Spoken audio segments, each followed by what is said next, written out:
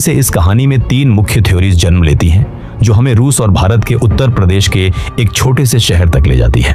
पहली और सबसे मजबूत थ्योरी है रूस का एंगल, यानी द रशियन थ्योरी। जापान युद्ध हार चुका था। नेताजी जानते थे कि अगर वे ब्रिटिश या अमेरिकी सेना के हाथ लगे तो उन्हें युद्ध बंदी बनाकर फांसी दे दी जाएगी। ऐसे में उनके पास केवल एक ही विकल्प था, सोवियत संघ।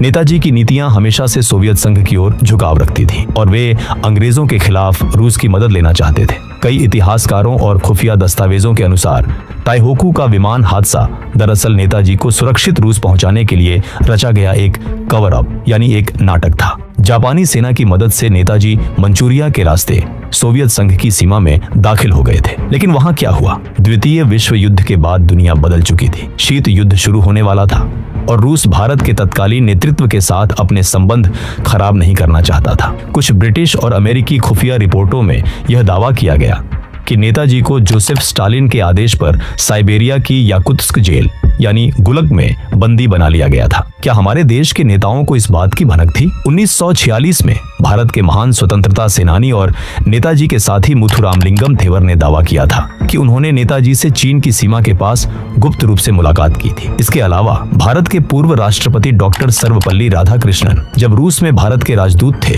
तब यह अफवाहें उड़ी थी कि उन्होंने नेताजी को रूस की एक जेल में देखा था, लेकिन उन्हें इस बारे में चुप रहने की हिदायत दी गई थी। आखिर वह कौन सा सच था जो अगर बाहर आ जाता तो अंतर्राष्ट्रीय स्तर पर भूचाल आ जाता?